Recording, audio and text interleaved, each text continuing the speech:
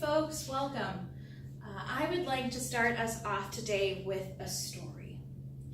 Now, it's 3,000 years ago. We are sailors, and we've just stumbled upon this brand new island called Crete. Now, we've never been here before. We don't know if there are any people here, and we don't know what kind of animals live here.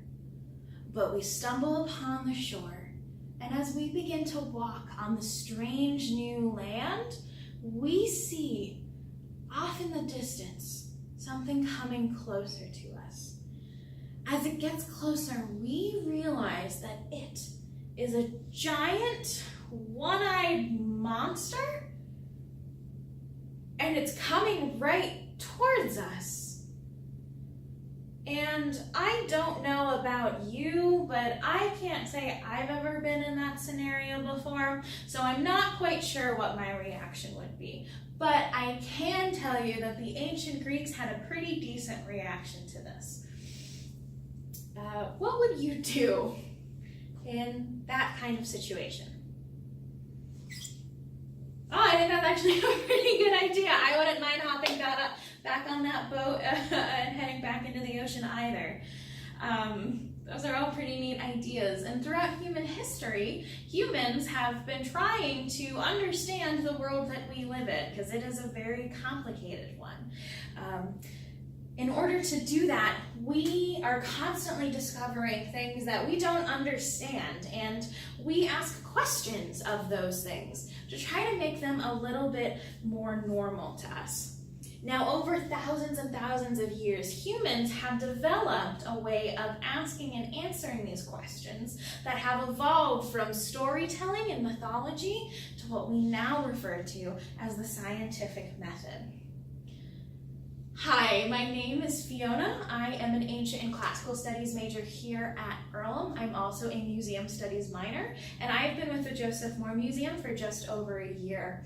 And in my time here, I have really dedicated myself to explaining the similarities between the humanities and the natural sciences, to get folks to really understand how much humans are influenced and influence the natural world that we're a part of. Since I was little, I've always loved storytelling, and I think it's a really great way of understanding strange things that we don't have an explanation for. If I am confused about why the sun seems to follow me wherever I go, it makes a lot more sense for me to ask questions and to try to figure out why the sun seems to follow me, which it doesn't, but I didn't learn that until much later in life. Asking questions and making up stories makes the world seem less scary. It is a lot easier to walk through this world when you're less afraid of it. And the ancient Greeks did just that, to understand these strange creatures. And in doing so, they created the myth of the Cyclops. Now, on my poster over here, I have several images that I'd like you to take a look at.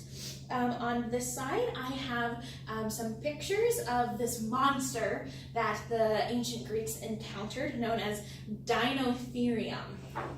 Now, Dinotherium is an ancient elephant ancestor that lived on the island of Crete and other places in Europe hundreds of millions of years ago, long before the ancient Greeks ever stepped foot on the island. And you can see that there are a number of similarities between modern elephants and Dinotherium, a couple noticeable differences, such as this shorter trunk and these tusks that, instead of sticking outwards, almost curve inwards like fangs.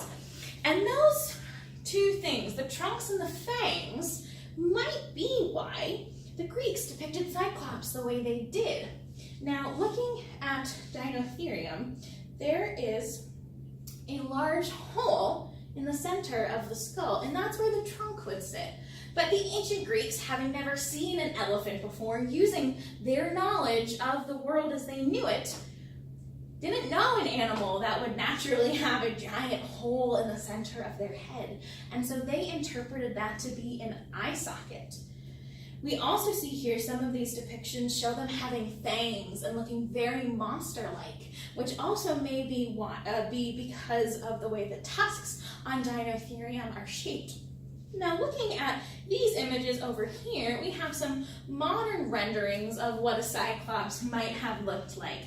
And that's because there was never a set image established. We all know he has one eye, but other than that, all of the details are up for debate. There are a lot of differences in the way that these three images are depicted, even though this is the same reference that they're all working from. And by creating the story of the Cyclops, the ancient Greeks felt a lot more safe navigating their world, knowing that there was an explanation for these giant, mysterious monster skulls that they found. Now, over time, people, later scientists, started to develop a more specific process of asking and answering questions about the world. We still tell stories, but there's a different way that we do it now. Scientists created something called the scientific method. Has anyone ever heard of the scientific method before?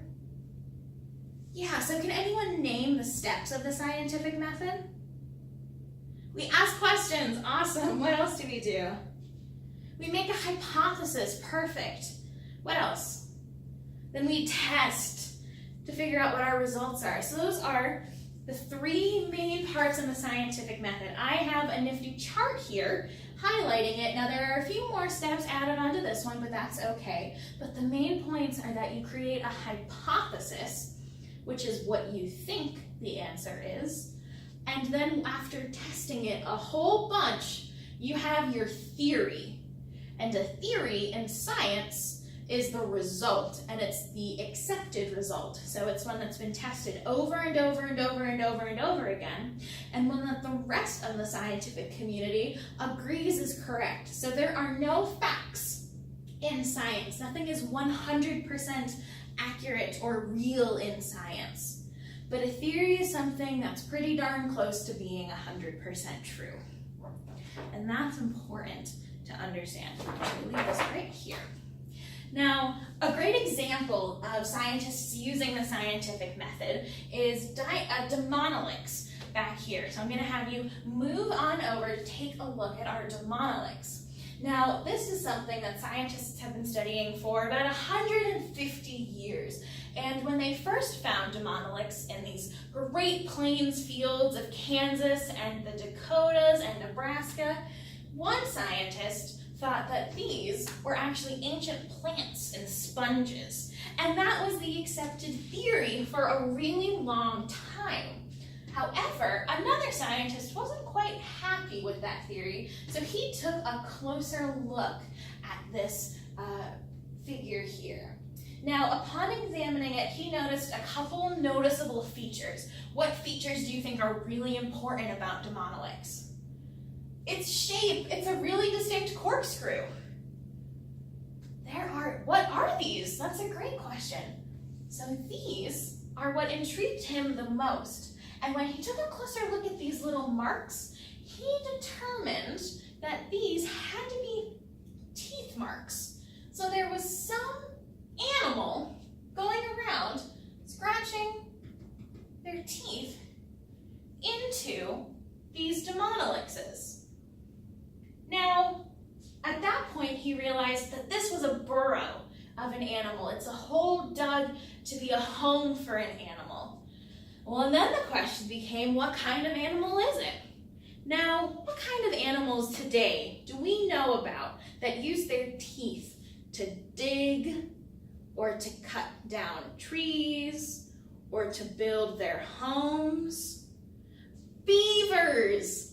So by using his knowledge of the modern world, this scientist realized that an ancient beaver had made those teeth marks and had made these burrows. And that is when we discovered Paleocastor, which is an ancient species of beaver that lived and dug these burrows. And you can see just how they did it. Now, we've talked about two different ways of understanding this world. We can tell stories and create myths, and we can ask questions and use the scientific method. So now I want to give you the opportunity to test both of those things. So I have in front of me right here an echinoderm. Now I'm not going to tell you what it is because I want you to try to figure out what it is. Now, this is an object that humans have been encountering for hundreds of thousands of years, but this object is older than humans are. It's millions of years old. And when humans encountered it, they created a bunch of different stories explaining what this object is. Now, in order to figure out what it is, what kinds of questions should we ask of it? Yeah, we should ask where it came from, how old it is, what is it made out of?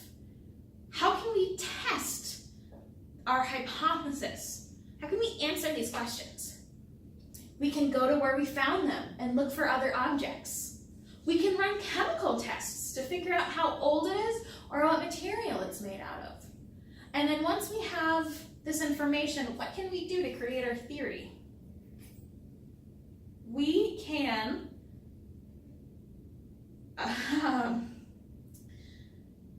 we have to run these tests over and over and over and over and over again. And then we have to have somebody else look at our results. We have to have a lot of people look at our results and say, I think that you did your experiment right, and I think that your results are valid. And then we'll have a theory about what this is. Now, this object, an echinoderm, is an ancient sea star. It's related to sea urchins and sand dollars, and humans have been using them for hundreds of thousands of years for a bunch of different purposes. They've had a bunch of different names and stories associated with them. So some people called them fairy loaves, and they believed that fairies had baked this bread and left it for them. Other people viewed them as snake eggs, and they believed that in order to remain in good graces, you had to prevent snakes from breaking the eggs.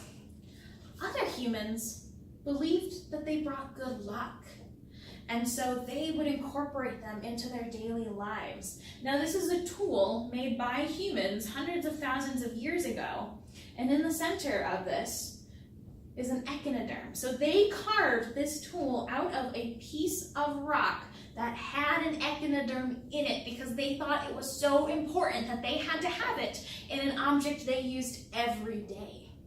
So humans have been making stories and attributing value to unknown objects as long as we've been humans. Now, as you go on with the rest of your day today, I want you to do a couple of things. At Open House, you're gonna see a bunch of things that are brand new to you, things you've never encountered before. And before you ask what those things are, and before you go and read what they are, I want you to ask questions of yourself. I want you to come up with a story of what that object might be. And then I want you to go figure out what it is. It is super important that we continue this tradition of storytelling and asking questions because we've been doing it for hundreds of thousands of years. Now at this point, I'd like to thank you all for coming to my station. If you are interested, I have my references available here that you are more than able to take a look at. I also have copies of all of the images that I have used here today. I also, for those of you who would like a little bit more practice in testing your storytelling capabilities, I have a worksheet here. You can try to figure out what a thunderstone is. As the group begins to leave, I am also happy to answer any questions that you have. So thank you so much for joining me today, and I hope you have a great rest of your day.